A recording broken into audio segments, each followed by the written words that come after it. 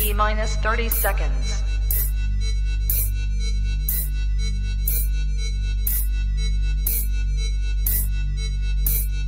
T minus 20 seconds.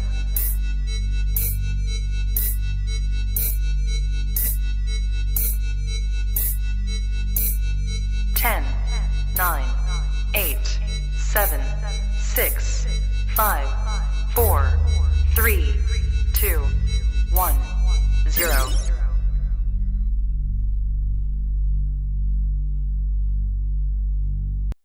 Popcorn world.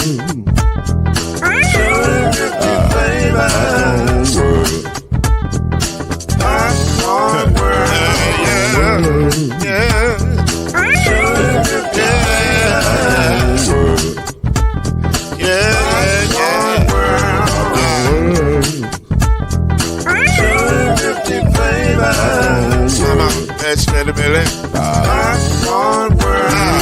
Can I make you move now? Yes, I can. So you can get this movement up back in again. Let you make it round the world with the holes in your hand. Popcorn world. 250 flavors gonna make you smile. 250 flavors gonna make you smile. 250 flavors gonna make you smile.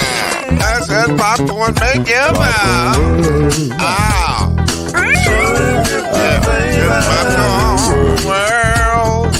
Popcorn world. Popcorn world. It's a popcorn world.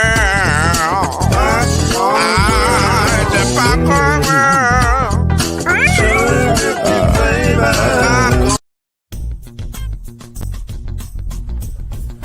You're now listening to the Brothers of the Five.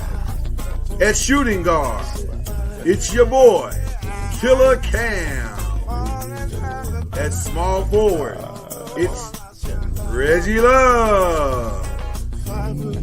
At point guard, C Major. At power forward, I'll be. And at center, Mr. Noise, Lloyd Spence. And now, the Brothers of the Five. Add one more plus me and Man, we are glad to be here with you tonight on a different formatted show. We are bringing it to you pre-recorded tonight, but hopefully you'll enjoy it just as much. That's C Major over there. That is Reggie Love right there. This is the Five. How y'all feeling tonight, fellas? We good, brother. We good, man. Yeah, man. So we are actually recording Sunday night, but this will air on Wednesday night. So a couple of things we won't know until because this is about 7 o'clock on Sunday night for us. So we won't know how this Bills Packers game turned out, though we know how the Bills Packers game is going to turn out. But we do know how the afternoon games and the morning games turned out. And we do have some information. And then we won't know who's going to get traded on Tuesday, although we do have some thoughts on that. So we'll get into all of that here in just a second. But Reggie Love, how you feeling tonight?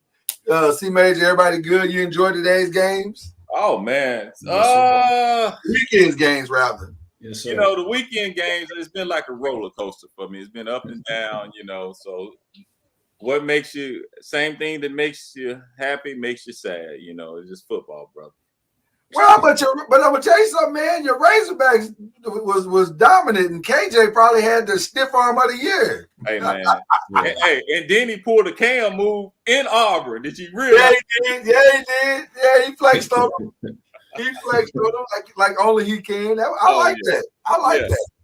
Yeah. It was good. It was a good day, man. You know, everything's right when the Cowboys win. So you know, is it though? But is it though? The sun shines a little brighter, and you know, the food tastes a little better. You know, everything. I stop my camera. Well, listen, we didn't win today, but I do. Listen, I still like where we are. I still like where we're headed. So I have no complaints. So all is well, all is right with the world for us as well. So, but with that being said, man, let's jump into our show. You know what I'm saying? Because we got a couple of topics that are a little different than off the path. So let's start with question number one. Let's go to the NBA first and foremost, man. Who has it worse right now? The Nets, or the Lakers?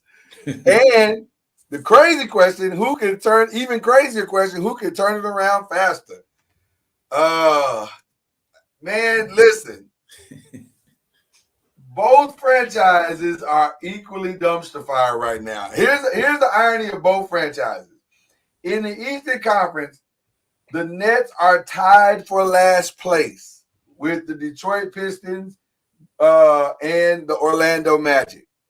And in the Western Conference, the Lakers are last place. They are officially the worst team in the NBA right now. And I'm going to say this. I know the Nets held a player-only meeting yesterday, and I hope they get the results that they're looking for. But if somebody's going, unless somebody's going to go in the phone booth and become a defensive player out of that players-only meeting, expect more of the same. So I don't see any of them getting better anytime soon. But having said that, I think the Lakers are worse, but not by much. Because who would you like to be? Because here's what's wrong with the Nets real quick. Nets got a real problem, and I'll sum it up in just 2 words. Kyrie Irving. Not Ben Simmons, who can't shoot and hit the broad side of a barn. Crazy Kyrie Irving, who, after being told by the owner publicly that I didn't like your anti-Semitic lyrics, he doubled down. Bruh, I think the owner of the Nets has had about as much as he can stand of Kyrie Irving, and he can't get him out of there fast enough. But he's stalling him out for now. But I think at some point he's gonna get him out of there. I just don't see that relationship working, man. But as bad as that is, that tells you how bad the Lakers are. Yeah. I agree with you, man. But I think the Nets can fix it faster because they have more talent on their team.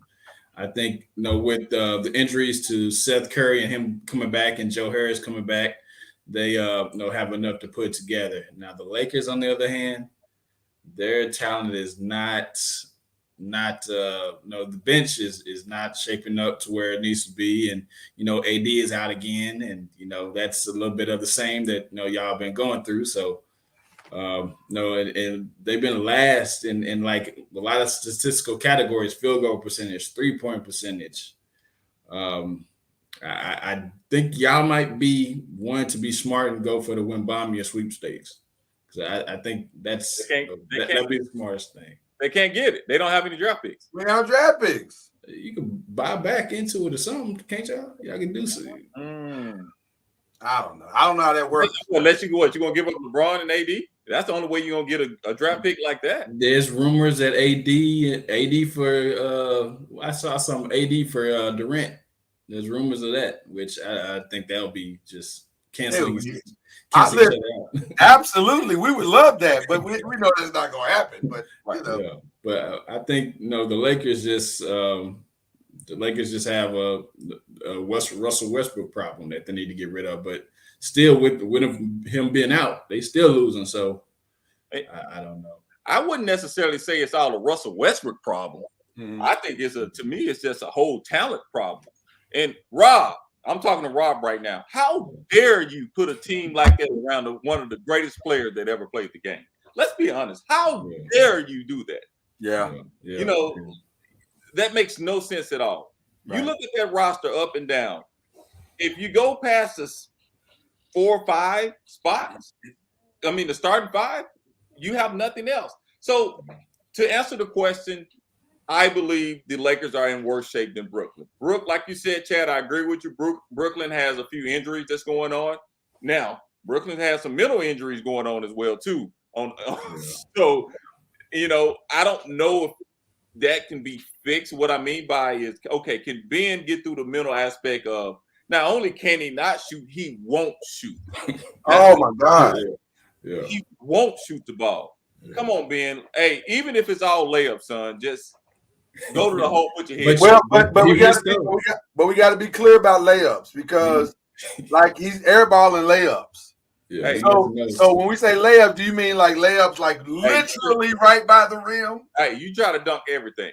There you go. I don't care if it's from the 3-point line. Just try to dunk it. I don't care. So and then you got the thing going on between Kyrie and the owner. So if they can make a few but okay, let's put it like this. Not only that, they don't play defense. Let's be honest. Terrible. They do not play defense. True. So that's another big problem for Brooklyn. So, but I still say the things that Brooklyn has going on, it can be fixed. It can be fixed. Will it be fixed? That's a good. We never know. It can be fixed. But for the Lakers, you have a personnel problem, which you don't have the players around to compete in the West. Let's say the West, not the East, the West, because the West is 1 through 7, 8, 9, 10 is loaded right now. It's a battle. Look, the best team in the West right now has lost 3 games, and I'm saying that about Golden State. So that lets you know how tough the West is right now. So, and the Lakers got to figure out, we got a 27th pick and a 29th pick. Are we willing to give up those picks? But if you give those picks up, will that win you a championship? Is that worth giving those picks up if you're not going to win a championship? Well, listen, the easy answer of that is a resounding I don't know, because you really don't know. The bottom line is you gotta here's the raw dog of it. You gotta figure out how you can go fleece somebody out of some shooters. That's really what we're talking about. And I'm now speaking to Rob as well. Rob, you got to go find some shooters. This is what you have put together is not a roster of shooters. You put together a roster of athletes, and if you had some shooters, then this would be a decent roster. But you don't have any shooters, so now you got to go find that. So that's number one. The Russell Westbrook problem is only this problem. He's just declining, and he can't shoot, and he just doesn't fit with this team. So you can make that trade with somebody, and somebody will make that trade with you because it's not a good fit for this team. It could be a good fit for somebody else coming off the bench. And apparently, I think he's starting to settle in his heart. Okay, I can come off the bench. I'll be fine. It won't be the worst thing that ever happened to me. So that's good. But here's your bigger problem if you're the Lakers. And Reggie hit it right on the head.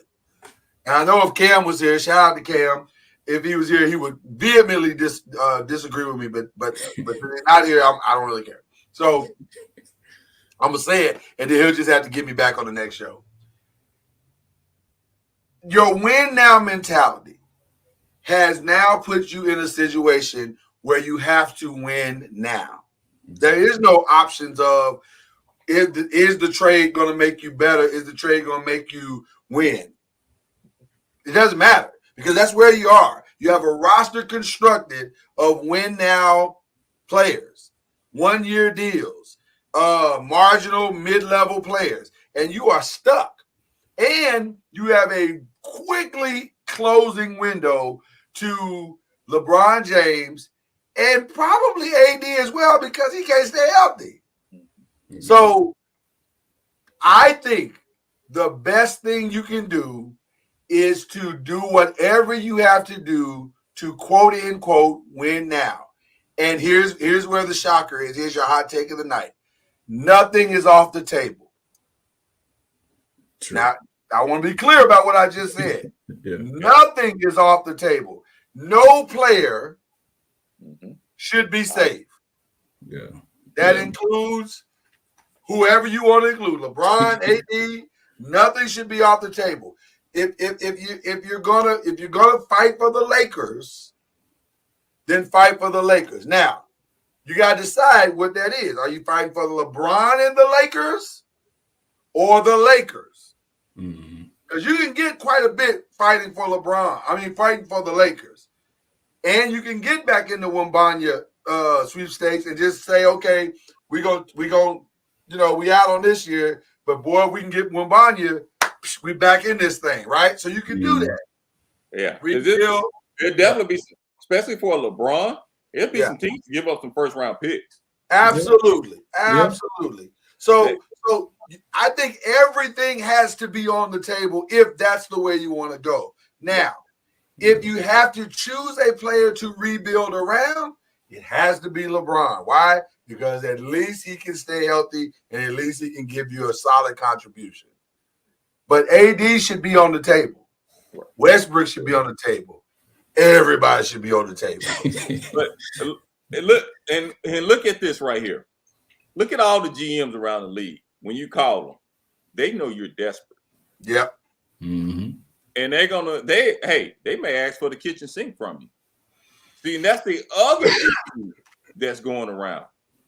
Like, if I'm, for example, I'm gonna use my squad, San Antonio. Mm-hmm. If they're saying, hey, would you take Westbrook? I'm gonna ask for the 27th, 29th, 31st, 32nd, 34th, 35th. Y'all won't get another pick for 20 years. Because I know you're desperate. Right. Yeah, but he's not worth it though. He's definitely not worth it. I feel like the Lakers, y'all need to go get Carmelo Anthony off the couch and then go ahead and look over at Utah and poach some players from Utah. The Mike Conleys, the Jordan Clarksons. I think that would get you some shooters and get you some help at least and send Russell Westbrook over there, man. I think you be better at doing that and maybe add another team and getting some pieces from that other team as well to try to know if you're going to win this year. But Chad, that's the part that's really perplexing about where the Lakers are right now, because rumors are that some of those Utah Jazz players were on the table, and we had an opportunity to pull the trigger on a Jordan Clarkson trade and a Boban Bogdanovich trade. So you're like, why not do that? At least you got two solid shooters that you can put out on the floor with AD and LeBron. That makes you competitive. That brings strength to the other guys because now they're shooting under no more pressure because everybody's going to be trying to guard. So I don't know. I don't know I'm not sure what the Lakers are trying to do, and what's worse is that I'm not sure if the Lakers know what the Lakers are trying to do. So that's the weird part about all this. But now let me say this real quick, and then I'm done. Having said all that, would I trade what we're going through, what the Nets are going through? I don't know, because I don't see no end in sight in their situation either.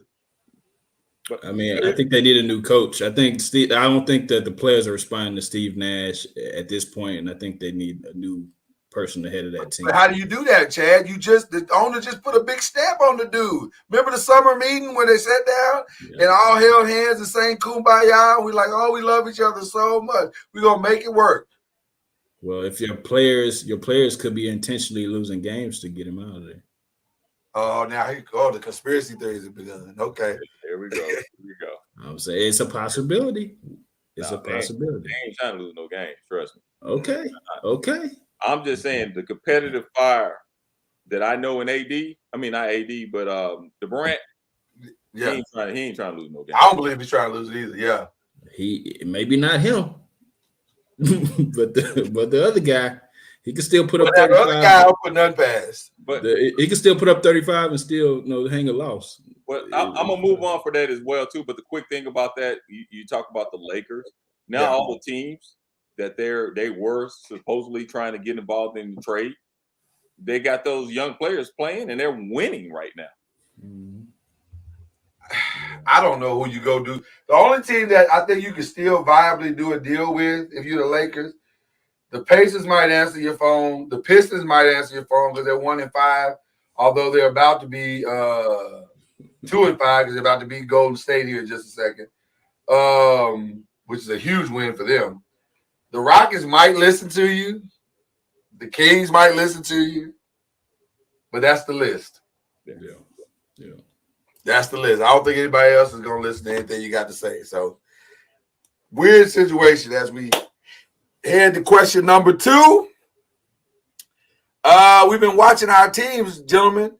Who needs to make a trade before the NFL trade deadline on Tuesday? Reggie, I would let you run the point guard on this one, brother. Who needs to make a trade for sure before the NFL trade deadline on Tuesday? I would, man. I would say Indy, but man, I don't know, man. I'm trying to figure out what's our issue, brother. I am trying to figure this thing out. We got an issue going on here. We got an issue. I liked it what Ellinger did today, though. He wasn't bad. Yeah, Right, I was in right. the game. Yeah, I was definitely in the Yeah, game. he wasn't horrible today. Like Right. But we should be. I mean, man, see, it's some still not right there, man. I Should think he be giving the ball to Jonathan Taylor more? that we might need. I don't know, man. I think I'm gonna tell you what really hurt us. I'm gonna be honest with you guys, and I'm gonna tell it like it is. Us losing our offensive coordinator to who's the head coach of Philly was huge. it was not a small thing. Yeah. If you think about it, between last year and this year, think about it. We haven't played the best since he left us. Let's be honest. Sure. And I can't knock it because he became a head coach, and now he's got a team at 7-0. So I don't know. I would say us, man. If we need to make a trade, I don't know if it's going to be a receiver. I don't know, but I don't know, man. I'm gonna let y'all head this one up because I'm still confused right now. Well, listen. With all that being said, you're still in second in the division, so all is not lost. But Oh no. I feel like, okay, since we're speaking for our teams, I know we need to go get a receiver.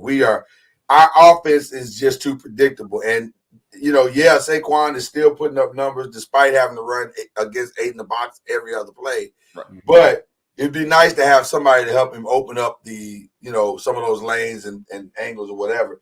Yeah. But now, speaking away from my team,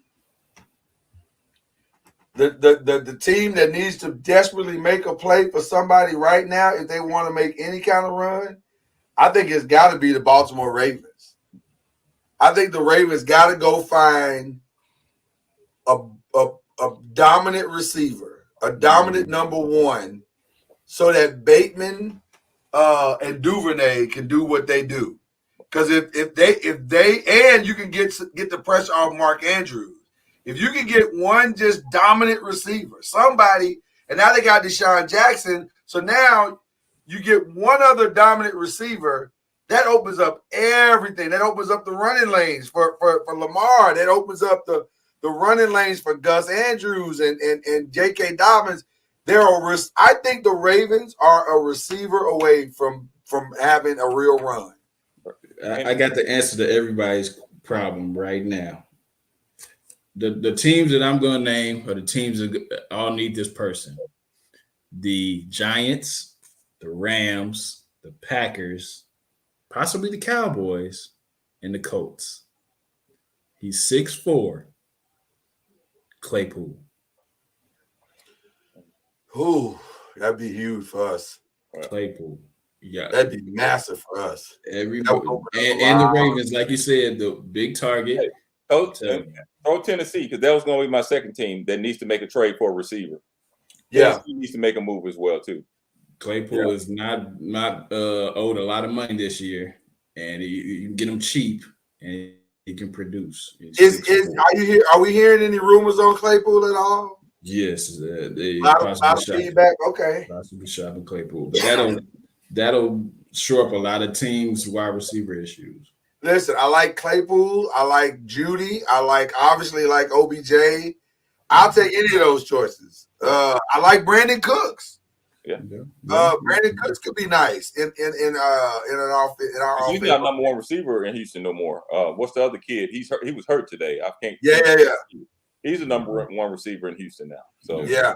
So listen. It's funny how wide receiver has become the need position for a lot of teams right now.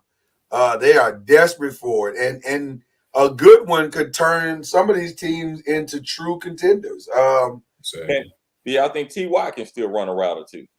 I thought about T.Y., man, but injuries, his health. I mean, there's a reason why he ain't playing. Right. I hate to say it, man, and I'm a big T.Y. guy, but there's a reason why he's not playing. Are we going to see? I'll ask this question. Are we going to see any major trades on Tuesday? I don't see any major trades. I think it may be a pickup here and there or a release. I don't see any major trades. But let's be honest. What was Tennessee thinking? The more and more I think about it, Philly won that trade with Tennessee. With that Brown trade. Yeah. That was Yeah. what? And now that I'm looking at it, how Brown, what was Tennessee thinking?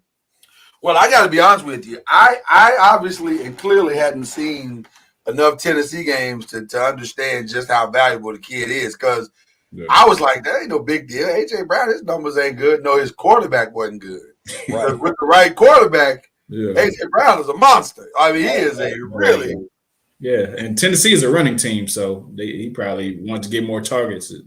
But I'm gonna say this though, maybe not after today, because Jordan Davis went down on the defensive side of the ball, and that might mean the defense is gonna be out on the field a little longer, which means that could change the complexity. Listen, Jordan Davis covered a multitude of sins. Yeah. So now we're gonna see A, how good that defense is, and B, can that offense pick up the slack for that defense? Because I think an offense can play freer when they know their defense can shut people down. Yeah. That's kind of how Dallas was playing today. They know them couldn't score with them, so they're like, we're gonna get them. Our defense is gonna overwhelm them. Yeah. And so Chicago looked shell shocked, man. They just looked. And shout out to Michael Parsons today, brother, who made one of the smartest football plays I think I've seen in a long time. Yeah. When and I don't know what Justin Fields was thinking about, but when he jumped over him and didn't touch him, I was like, wow, that was brother. Awareness. Good awareness. Yeah. That what's the running back for the Cowboys? Y'all gotta see. Tony Pollard is amazing. Y'all got a problem. Yeah. Cowboys, you got a problem. A good problem. A good problem. It's a good problem, but they got a problem. And what's the problem, Reggie? It's gonna come after this year. Because Pollard is a free agent next year. Listen to me. Totally free. Totally free. Yeah. So all you Cowboy fans, y'all might as well say thank you, Pollard. It's been a great year because somebody's going to go give him some money. Oh, I'm going to tell you who's going to give him the money. It's going to be the Dallas Cowboys. We'll see. I think Ezekiel Elliott has no shot to stay on that team. Zero. Can they afford him? They will after they get rid of Zeke. They getting rid of Zeke. Listen. Or a pay cut. We're going to find out just how intelligent Jerry Jones is and Stephen Jones is. Because to me, this is the difference of somebody saying, do you want to keep this Bentley or do you want to hold on to your trusty Camry? Yeah, the only thing that was with Tony Pollard they were talking about is blocking. So if he could show up that blocking, like it was really go get a fullback and call it a day. I don't want him blocking. What if somebody like Miami sweep in there and like, okay. Oh my God. I mean that would be a good pickup. Then Miami would be my Super Bowl pick for next year. Yeah. Because you ain't stopping all that. Let me tell you something. Full disclosure. The only player on the Dallas Cowboys that scares me on offense is Tony Pollard. Because he can break anything from anywhere at any time. He's a difference maker for sure. He's a difference maker. They look totally different from when he's on the field than when Zeke's on the field. Yeah. Oh, no question. No question. And he almost single-handedly won that game for them today. Like it was amazing. It was absolutely amazing. So, but one thing about the NFL, it's not like the NBA where they make a bunch of trades. So you're right, Reggie. I think this is gonna be much to do about nothing. Right. But there are some teams that need to make a trade. We'll see what happens. Yeah. Okay.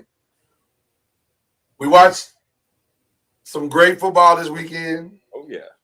There were some upsets this weekend. 5 top 25 upsets. Nothing really at the top though, which sets up perfectly for this next weekend coming up. But the playoff rankings come out this week. The first one comes out this week, the top 4. Who is the best team right now in college football? And can the SEC get 3 teams into the playoffs? No. You said no? No, they can maybe get 2, but not 3. I might have to agree with you on that one. See, I disagree. I disagree. I see a path. It depends on what Alabama does. Don't forget, Tennessee and Georgia got to face each other in the regular season. Yeah, but if one of them, first of all, if this game is close, like if it's a classic game and it's close, and then the only loss that one of them has at the end of the season is to each other. Yeah, the thing is that the Tennessee and Georgia game is going to be important, and then that last Michigan Ohio State game is going to be important. Right. Yeah, I think because here's the thing: if all of those teams, Michigan, Ohio State, Tennessee, Georgia, Alabama, other than Alabama, if all those teams end up with one loss, or if all of them end up with one loss, what if somebody like TCU runs the table? See, that's the thing. That's the question I have. That is the question I have. Can a TCU, can an Oregon, one-loss Oregon, whose only loss is to Georgia, can they sneak in and make a last-minute statement? Like you say, Lloyd, it's a TV show, so it depends on what fans will travel. Will TCU fans travel? Oh, I think they will. I think they would. Oh, yeah. I think they would. Yeah. But will they travel more than the Tennessee fans? But here's another problem. I don't see anybody, and I could be wrong. I think Clemson's going to run the table. I agree. I think it's a strong possibility. But I think Clemson is going to end up being on the outside looking in because, and I hate to say it, but there just isn't another great team in the ACC, which means you kind of been beaten up on. But we've seen them put a team like Cincinnati in there who hasn't had the greatest schedule, and they still got in. I agree. No, 100%. I agree. You can only play who's in front of you. Right.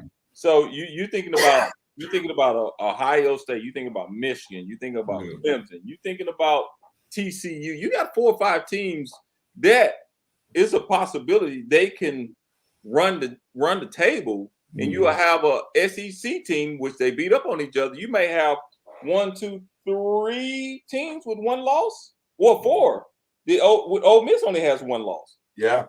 So, and you think about that, Ole Miss may sneak up and beat somebody. I don't think they're strong enough to beat Georgia or Alabama. But let's see Ole Miss's their schedule. Is Texas a threat to TCU? Texas? Yeah, is Texas a threat? They are a threat.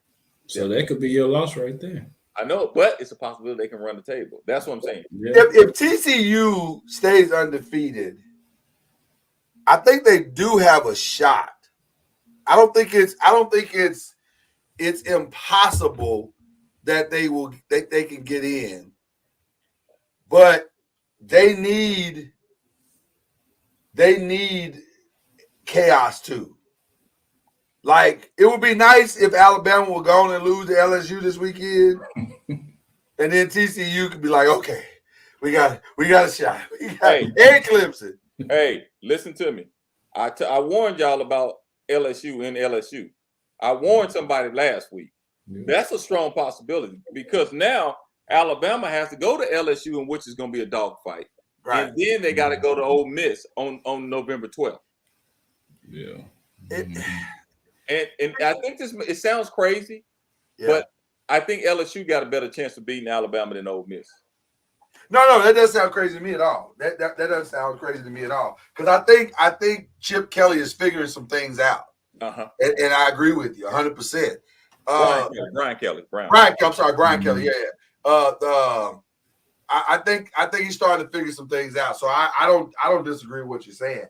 The challenge that I have is that so Clemson doesn't really have, like, they got Notre Dame, South Carolina, which I don't see South Carolina. I don't see South Carolina beating them. Notre Dame, they're they got Louisville. Now I don't. Now I'm gonna say something. I will say something. Let me tell you something. The last 3 games, Louisville's defense has been phenomenal.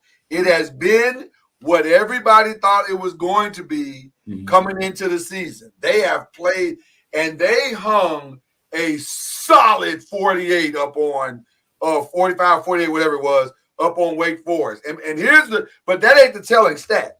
The telling stat was the third quarter, 8 turnovers. Now listen, with all due respect to DJ Uiagalelei, he is prone for the turnover. Right. And the backup has already proven he ain't that dude. Like he's an okay player, but he's not that dude. Yeah. So you're right. That Louisville game is a tricky game. Yeah. So it could be interesting. If you had to pick, go ahead. I just want to say, I don't think the country, I didn't say the South, I said the whole country wants 3 SEC teams. Oh, I totally agree. Yeah. Totally agree. Now, the South would be over the moon. Right. But the rest of us would like to see some diversity. Correct. Right. Exactly. But if you had to pick your best 4 today, right now, how are they going to vote? I think they're going to vote. I'll go first. I think the top 4 are going to be Georgia and Tennessee because they play this weekend. So you want that for the TV show. Yeah. And then I think it's going to play out exactly how it looks in the AP poll, in the coaches poll. Right. Top 4 are going to be Georgia, Tennessee, Ohio State, Michigan. I agree. Yeah.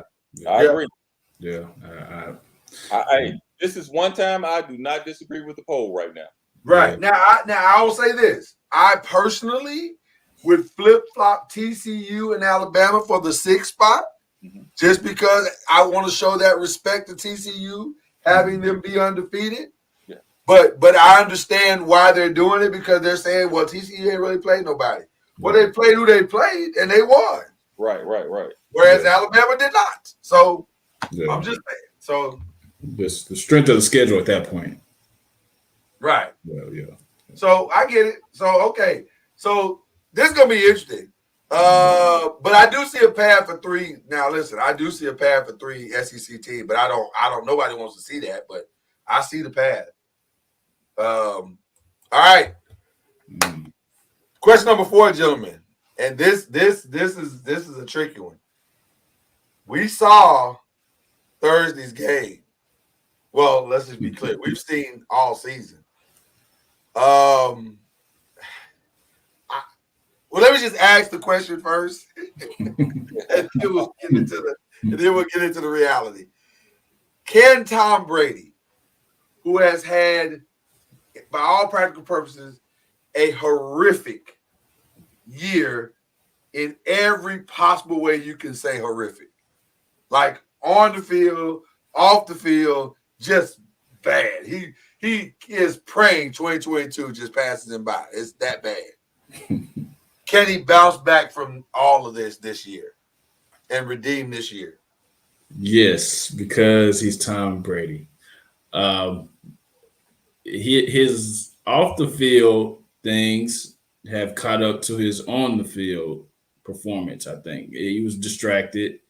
I think anybody can block that out, and since it's all out in public now, he doesn't have to hide anything. So I think everything should be back to him refocusing and back to football. So I think he can, but maybe Father Time has gotten into that a little because I don't know if it's actually what's off the field or actually him just slowing down. So, but I think he can refocus and get back to the Tom Brady that we know that he can be.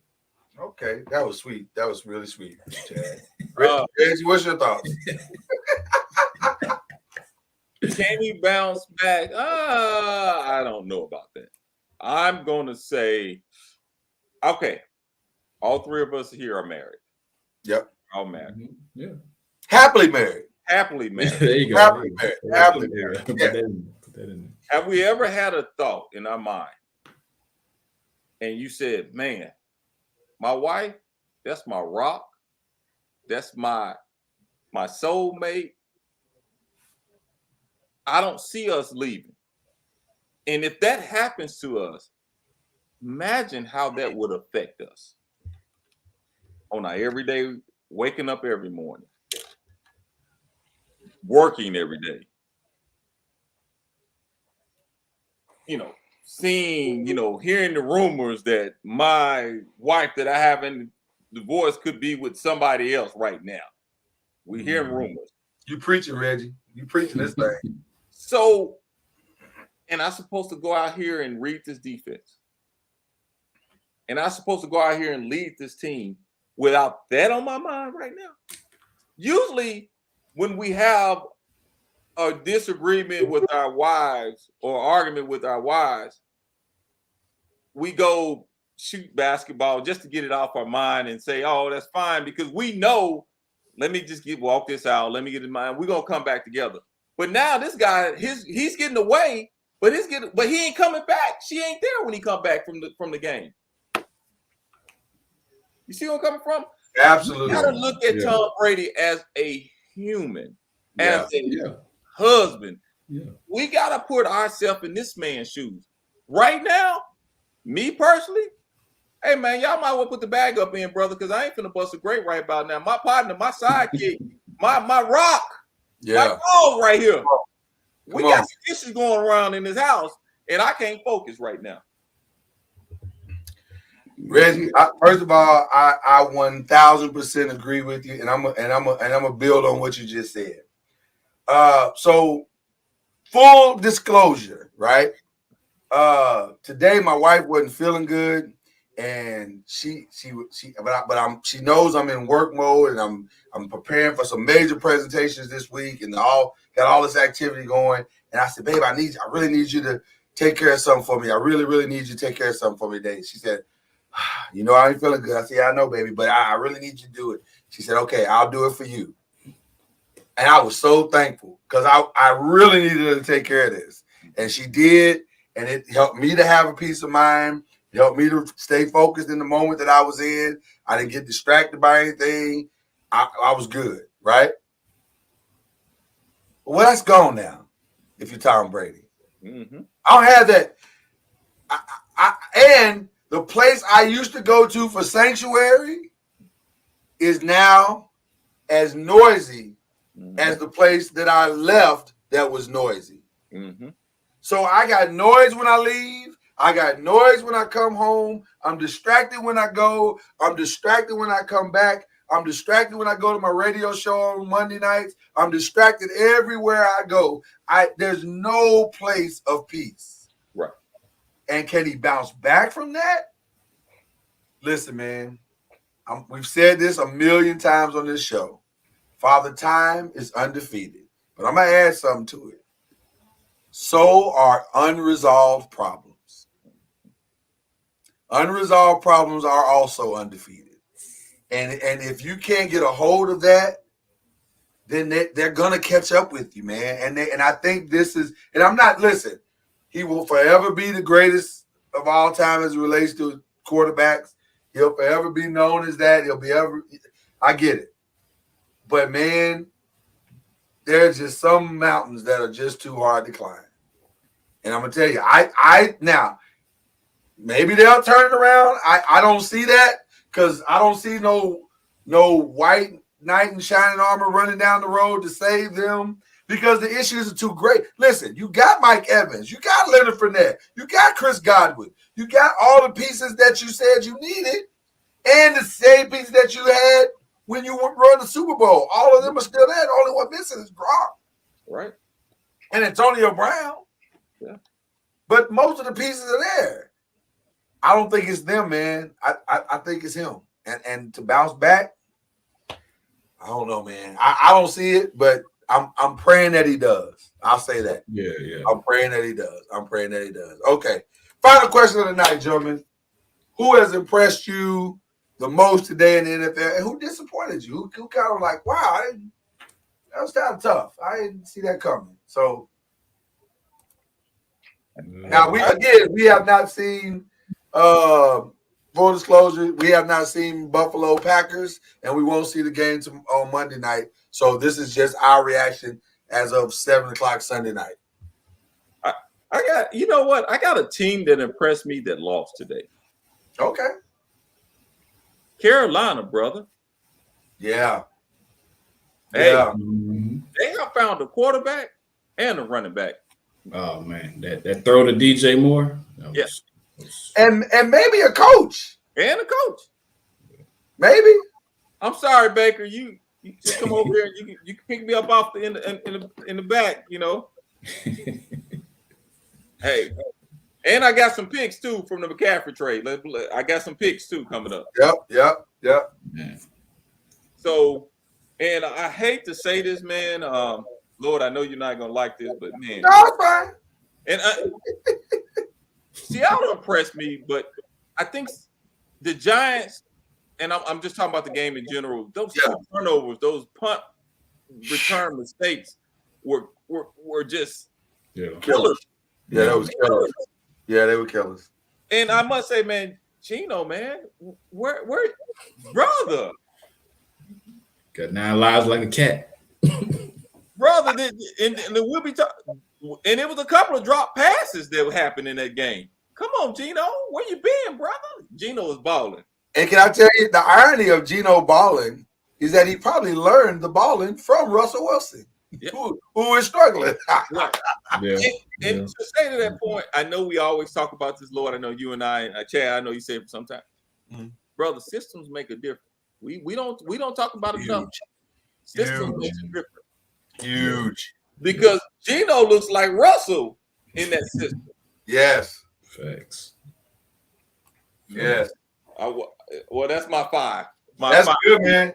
That's good, brother. That's good. That's good. And I take no offense to it because them special teams was bad today. Oh, it was horrible. Yeah, it was so bad, so bad. Who you going with, Chad? Who impressed me? I'm going with individual people, man. I'm going with the receivers for the Dolphins, man. Tyreek Hill, 12 catches for 188. Waddle, 8 catches for 106. God, dog. It's them two. That's a two-headed monster right there, man. They can put it all together. And you trying to give them Tony Pollard? Don't do that. Yeah, we gonna keep him. But that's my other performer of the day, Tony Randall Pollard, man. He definitely did his thing today, and like I said earlier, it makes Dallas even more lethal, even more dangerous team, even with the sucky play calling to kill him.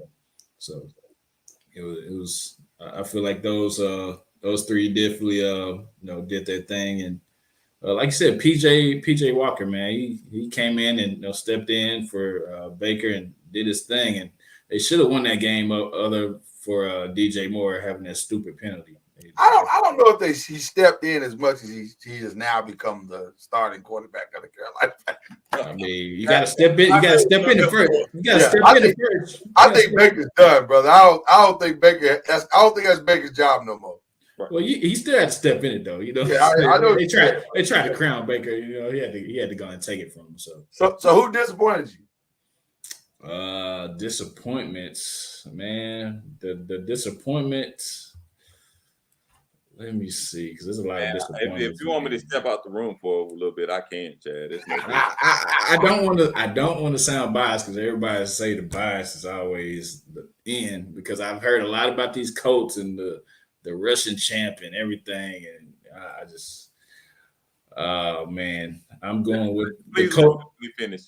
I'm going with the Raiders. The Raiders. Oh yes. The Raiders, you get blanked by the Saints. You got to blank. I mean, blanked. You got blank, bro. I mean, and all the expectations this year with Devontae Adams, it's like you should have just stayed where you was, bro. It's like all that for nothing. You just want to be over there with your boy, but I mean, y'all putting up goose eggs. So Alvin Kamara went off. Yeah, so. I mean, good. Yes. Thank you, Alvin, for my fantasy football today. I was sitting there thinking, I wish I had him today. He went off. Hey, well, I had a couple of players go off in fantasy. I thank you guys. Me too. But yeah, I just what. Suppose all the talent on there, and they shouldn't get goose egg. So yeah. Listen, man. I the easy answer is for sure the Panthers because they fighting, man. Despite having being written off for dead. They fighting, and to me that's impressive. That is very impressive. But having said that, I think I'm gonna go with the Broncos. Listen, man, I actually got up and was watching that game because I was working this morning, and they at several times during the course of that game, they could have laid down because they played terrible in the first half. They looked like the same team you've been watching all season long. But man, something clicked in that second half. Russell kind of settled down and started doing Russell things, which is the long passes, the run at the play ain't there, the stuff that you saw him do in Seattle, the stuff you see Geno doing. Right. So it was really cool to see him kind of find himself, and maybe that's what he needed. Maybe he needed to get out of the country and get away from the distractions of American media for a week and rediscover who he is. And they looked impressive today. I was kind of like, okay, if this team plays like this, they could make a run. They could do something, but they got to put it two halves together. That's the only problem. They got to put two halves together. And then for me, man, the disappointment has got to be the Rams, man. What has happened? Like, how do you go from being the Super Bowl dominant team that you were last year to, man, y'all can't get out the starting gates? And by the way, you lost to a team that didn't have Deebo Samuels playing today. So imagine and you got blown out by the 49ers. So imagine if Deebo Samuels had played with a healthy Christian McCaffrey, who, by the way, is picking up the system quite nicely. Yeah. Because when you're passing for touchdowns, sir, you're starting to. And by the way, going to be on the bye week this week. So by the time he comes back next week, he'll know the whole thing. So listen, don't sleep on the 49ers because they might be about to make a nice little run in the NFC. But the Rams, man, golly, they look terrible right now. Yeah, I bet they can't wait for OBJ to get healthy, man. But he ain't. But he's not signed to the Rams. I know, but I'm saying though, he should have been. They should have just waited it out. They leave more than they need somebody on their defense end because they are giving up points too. They giving up points. Jalen Ramsey, man, they picking everybody apart on their secondary. It's bad, and it don't look like there's no end in sight. So the Rams are not. They don't have no guaranteed wins left on their Not at all. I mean, they in a tough spot right now, man. They got to figure it out. And I'm not sure what the problem is, but they got to have to figure it out. So that's my disappointment for the week. Well, that's it, fellas. That's it. Hope you guys have enjoyed the show tonight. Yes. Real quick on predictions before we go. Tennessee and Georgia, man. Who y'all got? It's gonna be a huge one, man. You know what? Where they playing at? The Rocky Top, you'll always be. Boy, that place been rocking. Give me Tennessee by 3. Woo! Okay. Tennessee I gotta shake this thing up every now and then. Give me Tennessee by 3. Listen. I hear that. Who you going with, Chad? Side note before I get into that, Cooper Kupp injured his ankle. So it's about to get worse, is what you're telling me. It's over. It's about to get worse. But yeah. But Tennessee and Georgia. Oh my goodness. Georgia by 7. Georgia by 7. Wow. Okay. Because the Tennessee wide receiver. I apologize. The game's at Georgia. Georgia by 7. Georgia by 7? Yeah, that Tennessee wide receiver and quarterback is tough, but Georgia, I think they. Yeah, but playing in Tennessee is a whole different ball game. Yeah. Playing in Georgia. Yeah, if it had been in Tennessee, I would have said definitively Tennessee can pull it off. I'm gonna say Georgia, but I'm gonna say it's about 1. By 1. That's good. I don't think it's gonna be no 7. I think Georgia, Georgia had to fight against some other teams. They had to fight this weekend against Florida. Yeah. So Tennessee, man, if Tennessee shows up, Mhm. it's going to be a dogfight. Georgia is getting for a dogfight. So I'm going to say Georgia pulls it off because of the home crowd, but barely. We got a big NFL game this week coming up. Anything? I'll take a look real quick. By the way, the Bills up 14-0 already. He'll be complaining about a receiver at halftime. Oh, listen. He'll be ready to Stop it. I'm sorry. He'll be throwing everybody under the bus who is, let's see, this week the big game is probably It's not really the good games, really. I was gonna say it's kind of a weird week. There's no real dominant game. Maybe Chargers and Atlanta just got real interesting. Yeah, that Baltimore New Orleans may be interesting. That may be Baltimore New Orleans could be interesting. That could be very interesting. Monday night game. Yeah. Mm-hmm. It's in the Big Easy too. Yeah, it's been the Big Easy. So they're all listen, gonna be a lot of fun to see all this. All right. You guys got any shout outs before we go? Man, go ahead. No, go ahead, man. I'm still thinking. Go ahead. Yeah. Sound like everybody thinking. Yeah. I'll get mine real quick. First of all, I always shout out to the brothers right here, Killer Cam. We miss you, brother. Appreciate you. And hurry back, man. Hurry back. I want to shout again my lovely wife because I have really been under the gun these last few days, and she has held me down. So I appreciate that, and I thank you guys for being flexible and doing this because this is going to be another busy week. And so hopefully you guys have enjoyed tonight. It's still showing on Wednesday like it's supposed to, but just not live like we would normally be. But hope you enjoyed it. Hope you've thoroughly enjoyed it. So shout out to the 5 Night Nation also for being flexible. So that's my shout out. Man, I'm gonna shout out to my partner in crime, J.L. Lewis. Get back healthy, brother. Yeah, man. Yes, sir. Definitely. Shout out to John. Definitely.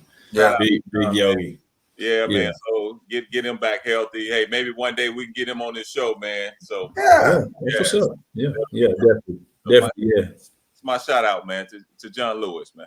There you go. I'm gonna piggyback on Reggie. Definitely shout out to John. Speedy recovery, sir. Also, man, I'm gonna piggyback on you, Lloyd. Shout out to all our wives, man. Oh, yes, sir. Everything that they do for us, definitely shout them out. And let me piggyback off of your guys. Yeah. Y'all ain't gonna get me. Yeah. Right. He put the pressure on you, didn't he? He put the pressure. No, I just talk about Tom Brady, man. Got me thinking, man. Shout out your wife. That's right. Yeah, exactly. And then shout out Cam, man. Definitely. And also, man, shout out to you guys, man. Appreciate y'all, man. Oh, man. Right back at you, bro. Yes, sir. All right, well, gentlemen, it's been a good one. We'll be back. I don't know what we're gonna do. We kind of enjoyed this. We might do this again, but until then, but we will be. You'll see us on Wednesday for sure. So that's Chad Major. That's Reggie Love. Shout out to the fellas that's missing. We will see you guys next time. We out. Yeah,